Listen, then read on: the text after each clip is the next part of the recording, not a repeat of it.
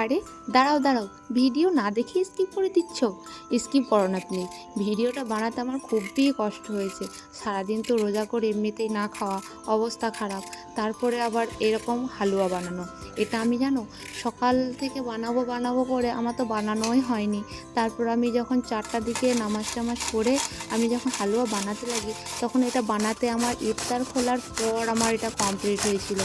রোজার সময় এমনিতেই আমার রেসিপি বানাতে খুবই কষ্টের একটা ব্যাপার হয়ে যাচ্ছে, কারণ এদিকে রোজা করে আছি, তারপরে আবার আমার বেবি এতটাই জ্বালাতন করে যে আমার বানানোই হয় না। 4টার সময় বানাতে যে শুরু করছি, কখনো কাটিং করছি, কখনো এটা করছি ওটা করছি, কিন্তু কমপ্লিটই হচ্ছে না। কি আর বলবো তোমাদের, এত কষ্ট হয়েছে আমার বানাতে।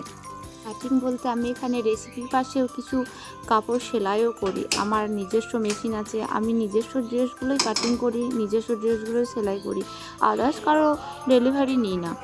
বাই দ্য ওয়ে, এখানে আমি রেসিপি বানাতে কি কি উপকরণ নিচ্ছি সেটা আমি তোমাদেরকে খুব সুন্দরভাবে দেখিয়ে নিয়েছি। কি কি নিচ্ছি, কি কি নিই, কীভাবে বানাচ্ছি। তোমরা হয়তো অনেকেই জানো যে কিভাবে বানাতে হয়, তাও আমি তোমাদেরকে দেখাচ্ছি যে হ্যাঁ কীভাবে বানাচ্ছি আমি এখানে দুধটা না বেশি ব্যবহার করিনি, এ কারণেই করিনি যে আমার বেবিকে মিল্ক বেশি দেওয়া হবে না তাই। সারাদিন যে আমি রেসিপি বানাই, রেসিপি নিয়ে ভাবনা থাকে আমার, তা কিন্তু না। সারাদিন রেসিপি বানিয়েও আমার আশেপাশে অনেক কাজ থাকে।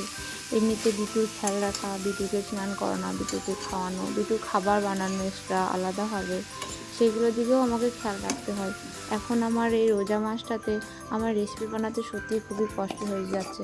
সেই জন্য আমি এখন কিছুদিনের জন্য ভেবেছিলাম অফ রাখবো, কিন্তু রোজা মাসটা আমার এইভাবেই কেটে যাচ্ছে, এত সুন্দরভাবে কাটছে। কখনো রেসিপি, কখনো সেলাই, সারাদিন বিটুর খেয়াল রাখতে রাখতে, ওর সাথে হাসি মজা করতে, হাসতে উঠতে বসতে, এইভাবেই আমার রোজা মাসটা সত্যি খুব সুন্দর কেটে যাচ্ছে।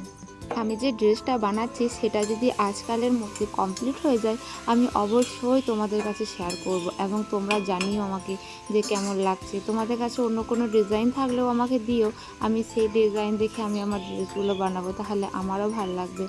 রেসিপিটা সত্যিই খুবই টেস্টি হয়েছিল। আমার এই রেসিপিটা তাড়াতাড়ি বানিয়ে আমার কিছু মিষ্টিদেরকে দেওয়ার কথা ছিল, ইফতারের সময়ও হয়ে আসছিল, এদিকে বেবিও জ্বালাতেন, তাই তাড়াতাড়ি রেসিপিটা বানিয়ে আমি ইফতার খোলার সময় কিছু মুসলিমদেরকেও আমি দিয়ে এসেছিলাম। তারাও খেয়েছিল, তারাও বলেছিল যে খুব সুন্দর হয়েছে, আর তোমরাও বলবে যে কেমন হয়েছে, কেমন লাগছে। হয়তো টেস্ট করতে পারছো না, কিন্তু অবশ্যই একদিন সেই সময় পেলে আমি তোমাদেরকে টেস্ট করাবো।